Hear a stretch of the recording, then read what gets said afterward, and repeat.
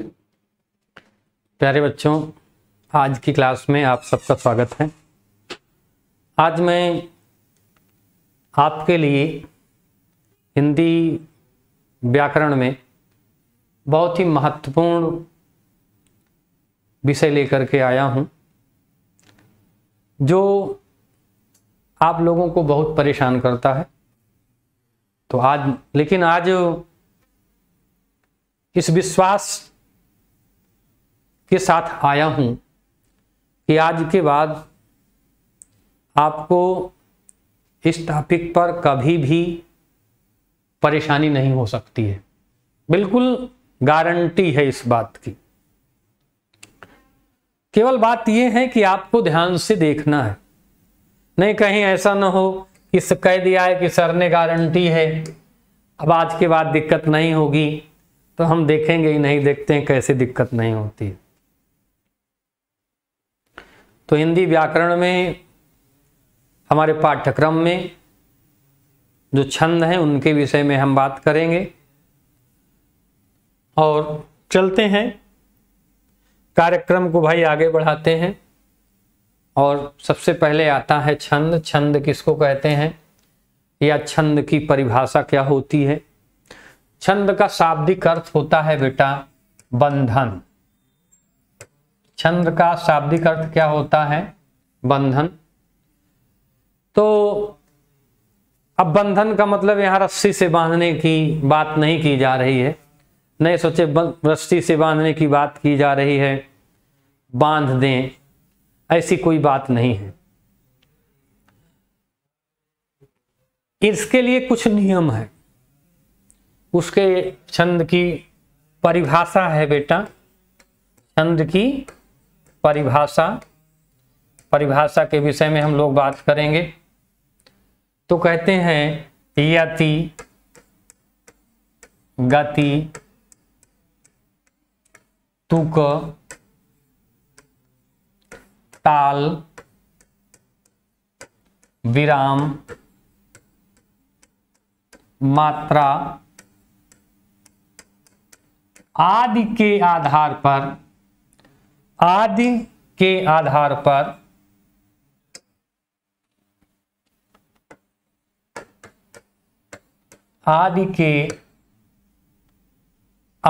पर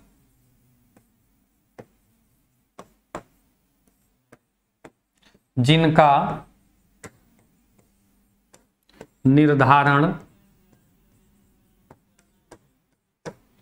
किया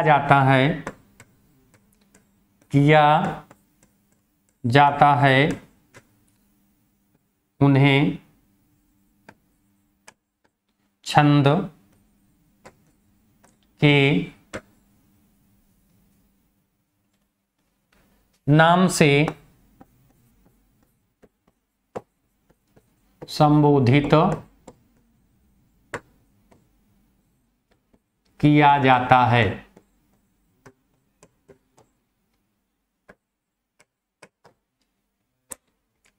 अब देखो भाई, छंद भी दो प्रकार के होते हैं। एक होता है बेटा वर्णिक छंद। एक होता है क्या? वर्णिक छंद होता है, और दूसरा होता है मात्रिक छंद। एक होता है वर्णिक छंद, एक होता है मात्रिक छंद। लेकिन हम लोगों के सिलेबस में जो है, हम लोगों के जो सिलेबस में है वो कौन सा छंद है? वो मात्रिक छंद है। मात्रिक छंद हम लोगों को पढ़ना है। और यहाँ पे जो परिभाषा बताई गई है ये किसके हिसाब से बताई गई है? कि मात्रिक छंद के अनुसार बताई गई है, क्योंकि मात्रिक छंद ही हमें पढ़ना है। मात्रिक छंद ही हमारे पाठ्यक्रम में है, सिलेबस में है, इसलिए हम लोग उसी की बात कर रहे हैं। अब उसके बाद एक ये महत्वपूर्ण सूत्र आता है जिसका ज्ञान होना हमारे लिए बहुत जरूरी है, और वो है या माता राजभान सलगा। या माता राजभान सलगा है। इसकी विशेषता ये है बेटा कि इसमें 3-3 का एक गुण बनता है, 3-3 का एक गुण या गण या ग्रुप, जिससे भी आप समझे ये होता है। ठीक है, जैसे पहला ग्रुप ये हो गया बेटा, दूसरा ग्रुप ये हो गया। इस तरह से इसमें 8 ग्रुप या 8 गण बनते हैं। इसमें पूरे में कितने गण बनते हैं? 8 गण बनते हैं। उनका भी क्या करना होगा, उनको हम आगे चल करके उनके विषय में बात करते हैं। ये गण ये हैं बेटा, जैसे या गण, जैसे या माता होता है पहला शब्द, दूसरा शब्द होता है मातारा, तीसरा होता है ताराजा, चौथा होता है राजभा, पांचवा होता है जभान, छठा होता है भानस और सातवां होता है नासाल और उसका होता है सलगा। इस तरीके से देखिए ये 1 2 3 4 5 6 7 और 8, ये 8 गण होते हैं। क्या होते हैं? 8 गण होते हैं। अब चूंकि ये या से शुरू होता है इसलिए इसका नाम या गण होता है, ये माँ से शुरू होता है इसलिए इसका नाम माँ गण होता है, ये ता से होता है इसलिए इसका नाम जो है तागण होता है, और रा से होता है इसको राजगण कहते हैं, जा से शुरू होता है इसलिए जागण कहते हैं, इसीलिए भागण कहते हैं, नागण कहते हैं और सागण कहते हैं। मुझे विश्वास है कि ये बात आपको समझ में आ गई होगी, ये बात आपको समझ में आ गई होगी। और इसके पहले भी 9th में 10th में आपने इस विषय में कुछ न कुछ पढ़ा होगा। ये मान करके मैं आगे बढ़ने का प्रयास करता हूं और निश्चित रूप से ये आपको समझ में आ गया होगा, कहीं पे कोई संदेह होने की संभावना नहीं है। अब ये बात आ गई है, ये हो गया गण, ये हो गया उसके उदाहरण, गण से बने हुए शब्द या सूत्र से निकले हुए शब्द। ये सूत्र से, इसका जन्म कहां से हुआ बेटा? जो या माता राजभान सलगा सूत्र है उससे, या कह सकते हैं उसकी यहाँ या माता राजभान सलगा की क्या है बेटा? ये व्याख्या है। उसको अगर हम विस्तार से लिखेंगे, व्याख्या करके लिखेंगे तो इस तरह से ये आएगा। अब देखिए बात ये है कि जो मात्राएं होती हैं वो 2 प्रकार की होती हैं। मात्रा कितनी प्रकार की होती हैं? 2 प्रकार की होती हैं। एक को कहा जाता है बेटा लघु और दूसरे को कहा जाता है दीर्घ। लघु का मतलब होता है और दीर्घ का मतलब होता है, इस प्रकार से इनको क्या किया जाता है? सांकेतिक रूप से लिखा जाता है। इसको कहते हैं, ये 2 मात्रा के बराबर होता, ये बोध कराता है, और ये 1 मात्रा का बोध कराता है। लघु का मतलब छोटा, दीर्घ का मतलब बड़ा। तो उस तरीके से यहाँ भी देखते हैं तो या माता में देखिए या छोटा है इसलिए यहाँ पे लघु है, और माँ बड़ा है इसलिए दीर्घ है, फिर ता बड़ा है इसलिए दीर्घ है। यहाँ पे भी देखेंगे तीनों माँ ता रा तीनों दीर्घ है इसलिए यहाँ तीनों दीर्घ है। यहाँ पे देखिए 2 दीर्घ 1 लघु है इसलिए यहाँ भी इस तरह से बना हुआ है। यहाँ पे देखते हैं 1 दीर्घ फिर लघु फिर दीर्घ है, इस तरह यहाँ से बना हुआ है। इस प्रकार से ये जो चक्र है, ये जो आपके सामने प्रस्तुत किया गया है, वो एक दूसरे से बहुत घनिष्ठता से जुड़े हुए हैं। अब इसका उदाहरण माने लघु दीर्घ दीर्घ शब्द से कौन सा शब्द बनता है? कौन सा शब्द बनता है? जैसे इन्होंने बता दिया भाई, उदाहरण के रूप में आपके सामने लिखा हुआ है कि इसके लिए कौन सा शब्द बनता है।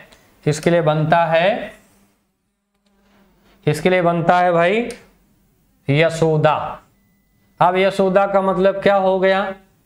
या छोटा है, देखिए सा में ओ की मात्रा है, ये बड़ा है और दा बड़ा है, तो इसलिए क्या हो गया? इसका उदाहरण ये है। ये बातें आपको पहले से भी बताई गई हैं, और अगर नहीं भी बताई गई हैं तब ये आपके सामने फिर से बताई जा रही है। और मुझे विश्वास है कि आपको पूरी तरीके से समझ में आ गया होगा, कहीं पर किसी को किसी तरीके की कोई भी प्रॉब्लम नहीं हो सकती है। एक बार फिर आपको इन सारी बातों का मैं रिवीजन कराना चाहता हूं, और वो ये है कि बेटा या इसलिए चूंकि 3-3 या माता राजभान सलगा से 3-3 का समूह जो है वो क्या कहलाता है, गण कहलाता है। तो या माता, फिर इसी तरह से ये 8 गणों का उसी या माता राजभान सलगा सूत्र से बाहर निकले हैं, और उस चूंकि ये या से शुरू होता है इसलिए इसको या गण के नाम से संबोधित किया जाता है। ये माँ से शुरू होता है इसलिए इसको माँ गण के नाम से संबोधित किया जाता है। ये ता से शुरू होता है इसलिए इसको ता गण के नाम से संबोधित किया जाता है। उसके बाद क्या है, यहाँ देखिए लघु है इसलिए यहाँ लघु का प्रतीक है, यहाँ दीर्घ है इसलिए दीर्घ का प्रतीक है, और उसके बाद फिर दीर्घ इसलिए दीर्घ का प्रतीक है। अब चूंकि यहाँ लघु है इसलिए या भी लघु है, और ये दीर्घ है इसलिए यहाँ पर ओ की मात्रा सो में भी दीर्घ है और दा में भी दीर्घ है। इस तरह से आप ये समझ सकते हैं किसी भी शब्द में मात्रा को लगा सकते हैं, समझ सकते हैं और जान सकते हैं।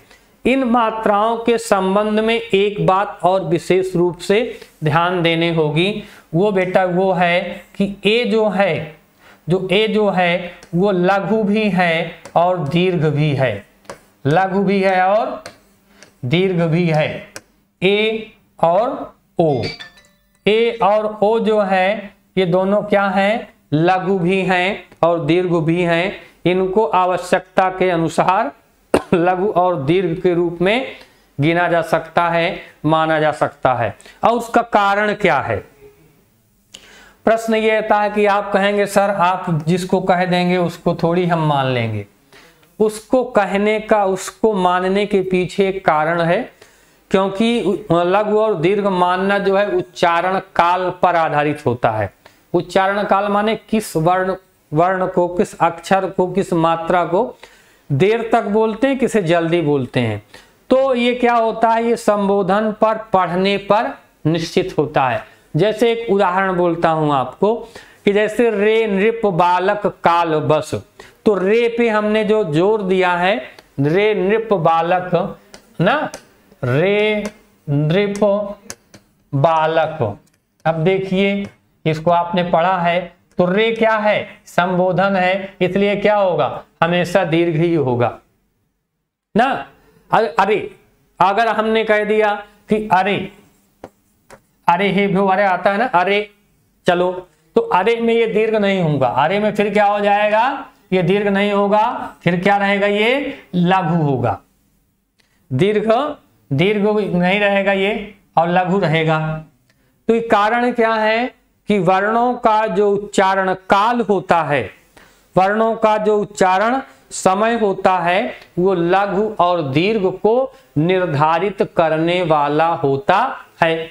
बहुत सारी चीजें हैं। और एक बात है कि जैसे कोई आधा वर्ण है, आधा वर्ण है तो जब किसी वर्ण से वो जुड़ करके लिखा जाएगा तो वो हमेशा दीर्घ हो जाता है। और जब धीरे धीरे हम इसकी प्रैक्टिस करेंगे, देखेंगे, समझेंगे, तो हमें निश्चित रूप से ये समझ में आ जाएगा। कहीं पर भी कोई प्रॉब्लम हमारे सामने आने वाली नहीं है। चलते हैं फिर आगे की तरफ बढ़ते हैं। और आगे की तरफ बढ़ते हुए छंद के प्रकार हैं जो हमने आपको पहले भी बता दिया। 2 प्रकार होते हैं, मात्रिक छंद और वर्णवृत्त छंद। और मात्रिक छंदों को हमें पढ़ना है, वर्णवृत्त छंद हमें नहीं पढ़ना है। और मात्रिक छंद के लिए हम लोग बिल्कुल से तैयार हैं। और सबसे पहला उसमें आता है चौपाई छंद। चौपाई छंद जो है बहुत महत्वपूर्ण छंद है भाई, और बहुत आसान भी है। आप लोगों ने कई बार पढ़ा होगा कई बार चौपाई छंद के विषय में पढ़ा होगा। किसी को कहीं पे समझ में आया होगा या नहीं समझ में आया होगा, लेकिन आपको हम ये बताते हैं कि निश्चित रूप से आज आपको चौपाई छंद समझ में आ जाने वाला है। किसी को कोई भी दिक्कत होने वाली नहीं है। अच्छा चलिए ठीक है। अब चौपाई छंद की सबसे पहले परिभाषा। भाई किसी चीज की परिभाषा देखेंगे तभी तो उदाहरण देखेंगे। देखो परिभाषा मैंने यहाँ पे नहीं लिखवाई है, चाहता तो मैं परिभाषा यहीं लिखवा देता, आप भी याद कर लेते, आप भी कंप्लीट हो जाते। नहीं, सबसे पहले देखें कि ये लिखा है चौपाई, और चौपाई का मतलब क्या होता है, इससे ये पता चलता है कि भैया 4 पैर तो होंगे, 4 पैर तो होंगे, बिल्कुल निश्चित रूप से 4 पैर होंगे। 4 पैर का मतलब ये होता है कि 4 चरण होंगे। आप लोगों ने पढ़ा होगा कि चरण का मतलब क्या होता है। चरण का मतलब होता है एक अंश जो अर्धविराम के रूप में या आपको बताता है किसी भी पद में कम से कम, किसी भी छंद में, चाहे दोहा हो, सोरठा हो या अन्य कोई भी छंद हो, कम से कम 4 चरण होने चाहिए। 4 चरण से कम का कोई छंद नहीं होता है, उससे ज्यादा जैसी आवश्यकता होती है उस तरह से हो जाता है। जो छंद होता है अपनी अपनी विशेषताओं के कारण वो जाना पहचाना और माना जाता है। तो 4 चरण होते हैं बेटा। अब क्या होता है, अब ये चारों चरण क्या होते हैं, बराबर होते हैं। अब 4 चरण होंगे तो पहला चरण ये हो जाएगा, दूसरा चरण ये हो जाएगा, और तीसरा चरण ये हो जाएगा, चौथा चरण ये हो जाएगा। तो अब ये 4 चरण क्या होते हैं, और प्रत्येक चरण में क्या हो जाएगा भाई, 16 मात्राएं होंगी। 16 मात्राएं होंगी, 4 चरण होंगे तो 16 चौको 64 मात्राएं, पूरे चौपाई में 64 मात्राएं होती हैं। और अंत में क्या होता है, दीर्घ होता है। हाँ, अंत में दीर्घ होता है। अब आपको प्रमुख रूप से ये याद करना है कि अब जब 4 चरण है, प्रत्येक में 16-16 मात्राएं हैं, ये होता है। अब हमको इसको लिखेंगे कैसे, ये कि हम चौपाई छंद की अगर परिभाषा लिखने की बात आ जाए तो हम कैसे लिखेंगे। तो लिखेंगे चौपाई सममात्रिक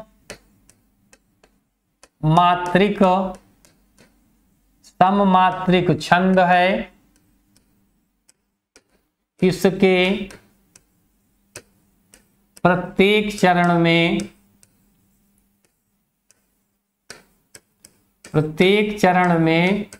16 मात्राएं, प्रत्येक चरण में 16 मात्राएं पाई जाती हैं।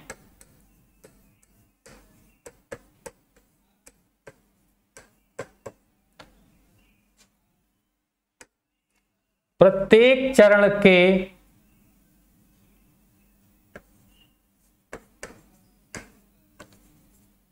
प्रत्येक चरण में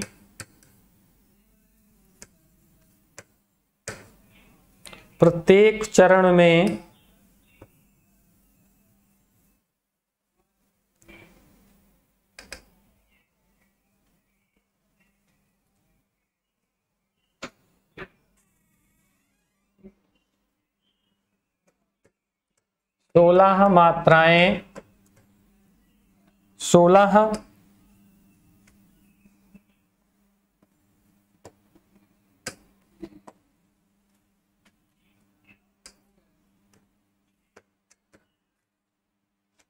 मात्राओं के साथ ही अंत में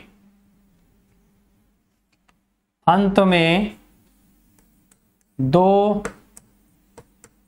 गुरु पाए जाते हैं एवं जगण तगण का निषेध है। ये हो गया चौपाई छंद की परिभाषा।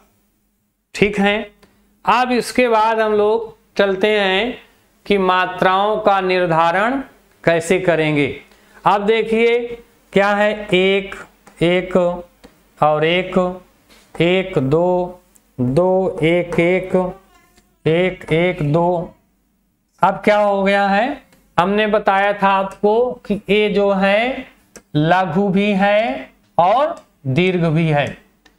ये देखिए लघु और दीर्घ बताने के संकेत हैं। तो 1 2 3 4 2 6 2 8 2 10 2 12 2 14 और 2 16। यहाँ पे कितनी मात्राएं हो गई बेटा? 16 मात्राएं हो गई। उसी तरह से आगे देखते हैं 1 1 1 1 और फिर यहाँ पे 2 1 1 2 1 1 और 1 2 2। कहते हैं 3 3 4 2 6 7 8 9 10 11 12 13 14 15 16। 16 मात्राएं यहाँ भी हो गई। इस तरह से अब आगे चलते हैं। ये है 1 2 1 1 1 1 1 1 1 1 1 और 2। तो ये 2 1 3 4 5 6 7 8 9 10 11 12 13 14 14 2 16। ठीक है। उसके आगे है 1 1 1 1 1 1 1 1 1 1 1 1 1 और 2। तो 3 3 6 3 9 3 12 12 2 14 2 16। तो इस तरह से देखते हैं कि यहाँ पर प्रत्येक चरण में 16 16 मात्राएं हैं। इसलिए ये क्या हो जाएगा भाई? चौपाई छंद प्रमाणित होगा। मुझे विश्वास है कि आप लोगों को समझ में आ गया होगा। अगर कहीं पे कोई दिक्कत होती है तो फिर क्या करेंगे आप लोग? कमेंट करेंगे। आगे चलते हैं। आगे कह रहे हैं, दूसरा उदाहरण दिखा रहे हैं कि एक ही लाइन का दिखा दिया है कि क्या है कि जय हनुमान। देखिए थोड़ा सा यहाँ पे गड़बड़ है, हम फिर से लगा देते हैं आपको। 1 1 1 1 1 2 2 1 1 1 1 1 1। क्या है? 2 2 4 2 6 7 8 9 10 11 12 13 14 2 16। 16 मात्राएं देखिए यहाँ पे है। उसके आगे है 1 1 1 1 और है फिर 2 2 4 2 6 7 8 9 10 11 12 13 14 2 16। ये क्या हो गया? यहाँ पे 2 लाइनें होनी चाहिए। जय हनुमान ज्ञान गुण सागर, जय कपीस तिलोक उजागर, और रामदूत अतुलित बल धामा, अंजन पुत्र पवन सुत नामा। 2 लाइनें नहीं लिखी हैं। और फिर दूसरी लाइन हम लिख भी देते हैं कि रामदूत अतुलित बल धामा, अंजनी पुत्र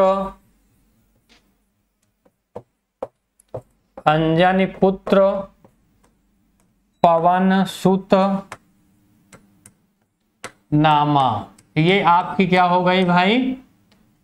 पूरी चौपाई हो गई। इसमें भी गिनेंगे तो इसी तरफ से 16 17 मात्राएं आएंगी।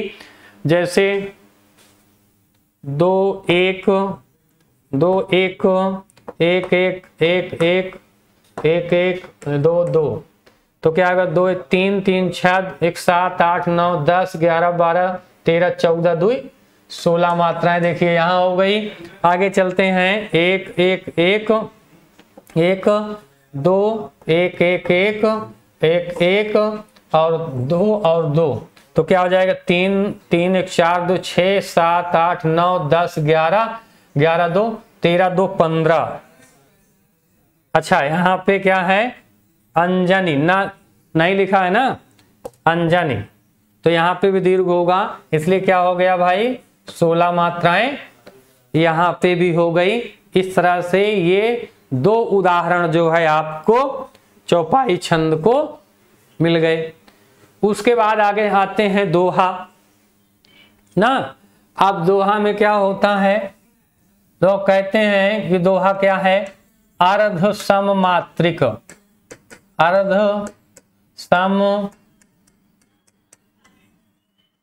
अर्ध सम मात्रिक छंद है।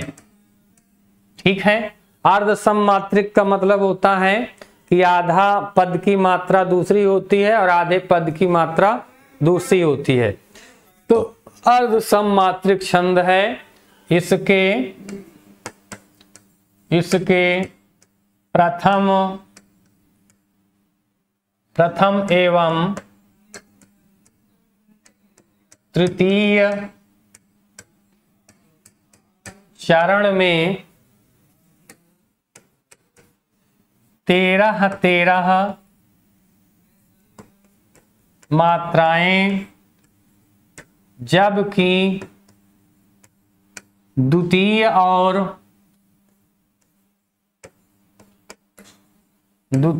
एवं चतुर्थ चरण में 11 मात्राएं होती हैं। ठीक है भाई। तो क्या होता है, ये तो हो गई इसकी परिभाषा। अब इस परिभाषा के अलावा जो है कुछ चीजें और हैं जिसको समझना है। आप देखिए ये दोहा क्या है, दीर्घ है भैया, और ये क्या है, ये भी दीर्घ है, दोनों दीर्घ है। तो दोहा का मतलब ये होता है मेरी हिसाब से कि पहले और तीसरे चरण में, पहले और तीसरे चरण में भैया 13 लिखा ही हुआ है ना, और दूसरे और चौथे में क्या है भाई 11 मात्राएं होती हैं। यहीं पे अमूमन क्या होता है, कंफ्यूजन होता है। यहीं पे क्या होता है, बच्चों को कंफ्यूजन होता है कि किस में 13 होता है सर, किस में 12 होता है। ये क्या है, एक परेशानी का कारण बनता है। आप देखिए पहले और तीसरे में 13 लिखा ही है, दूसरे और चौथे में 11 होता है।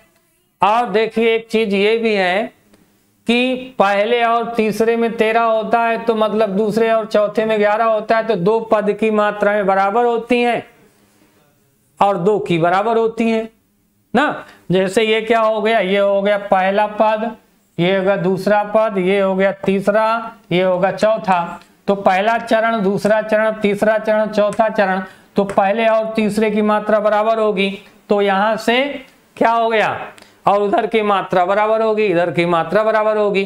तो हुआ क्या, आधा पद इससे मिलता है, आधा पद इससे मिलता है, इसलिए इसको क्या कहा जाता है, अर्ध सम मात्रिक छंद कहा जाता है। ठीक है। अब देखिए चलते हैं इसकी मात्राओं के विषय में बात करते हैं, और मुझे विश्वास है कि आप लोगों की समझ में ये आ गया होगा, कहीं पे कोई भी दिक्कत नहीं हो रही होगी। देखते हैं, इसमें तो लगा ही हुआ है, फिर भी लसत, मंजू, मुनि और क्या है मंडली। क्या हो गया, 1 2 3 2 5 1 6 7 8 8 2 10 3 13 आ गया। और उसके बाद क्या है 1 2 2 1 1 1 1 1 2 1, तो 2 1 2 3 3 3 3 6 2 8 और 2 10 1 11, ये हो गया। आगे देखते हैं, यहाँ पे है 1 2 1 1 2 1 1 1 1 और 1 2 1 1 1 1 1 1 2 2 1 और 2। अब देखिए 2 1 3 1 4 5 6 7 8 9 10 10 2 12, कहाँ गड़बड़ हो रहा, अच्छा 1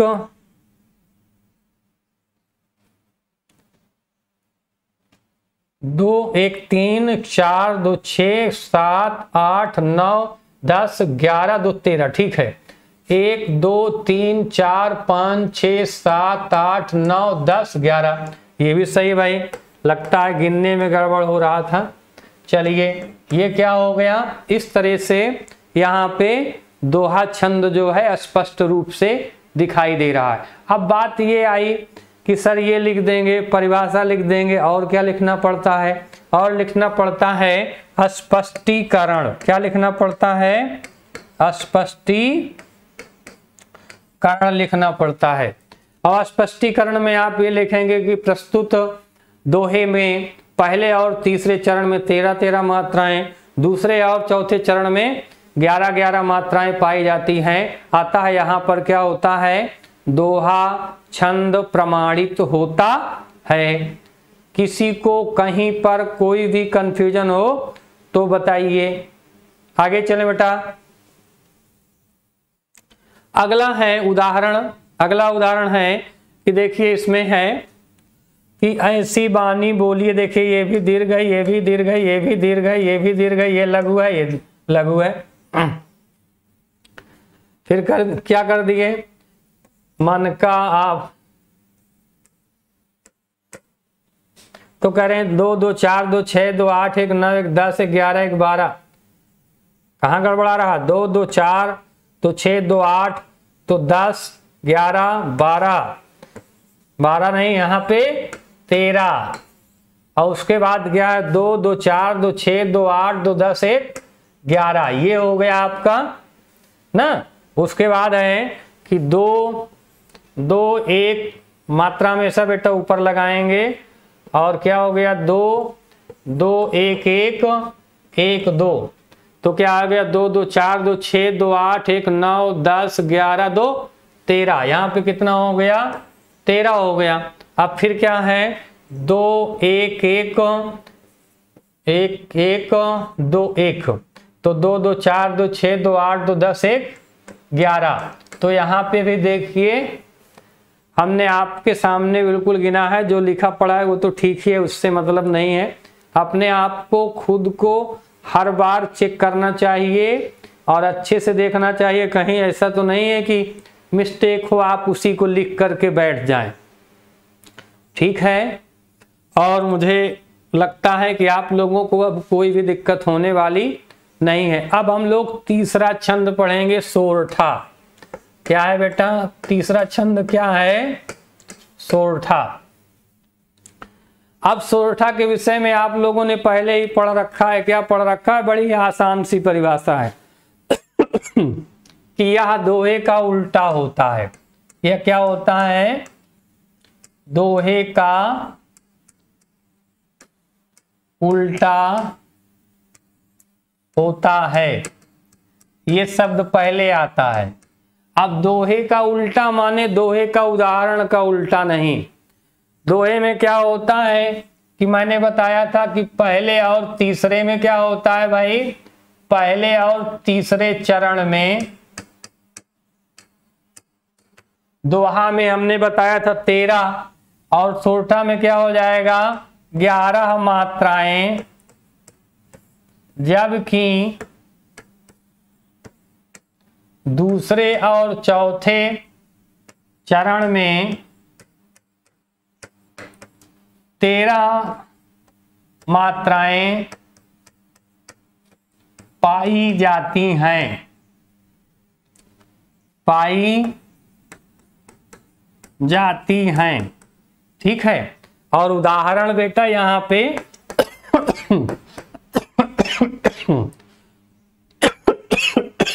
उदाहरण यहां पे लिखा हुआ है, वो क्या है कि नील सरोरुह श्याम, नील सरोरुह श्याम तरुण अरुण बारिज नयन, करऊं सुमम उर्धाम सदा क्षीर सागर शयन। जरा एक बार मात्राएं लगा लेते हैं।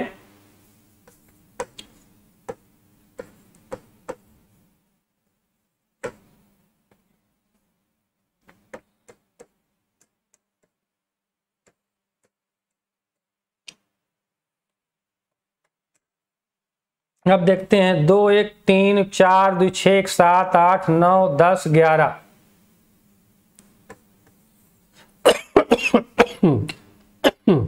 1 2 3 4 5 6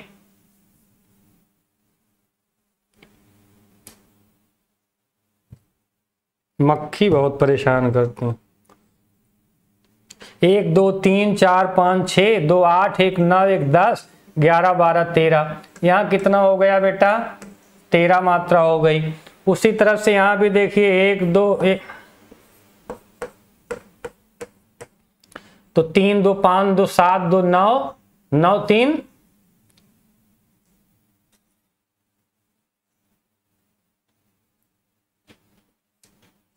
9 3 12 हो रहा है, 9, यहाँ पे कुछ गड़बड़ हो रहा है। देखिए फिर से देखता हूं, 1 2 3 4 5 6 7 8, 8 2 10 1 11। उसके बाद है 1 2 2 1 2 1 1 1 1 1। तो क्या हो गया, 3 2 5 1 6 6 2 8 2 10 3 13। ये क्या हो गया भाई,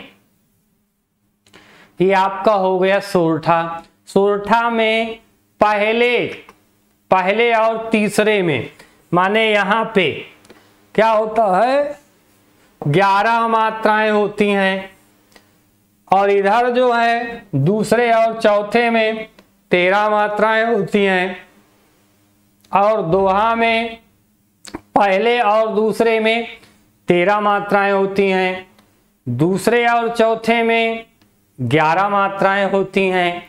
लेकिन कभी कभी क्या करते हैं बच्चे कि इस पद को अगर लिखना है तो क्या करते हैं, पहले वाली लाइन बाद में लिख देते हैं, माने दूसरे पद को पहला पद बना करके उलट पलट के लिख देते हैं।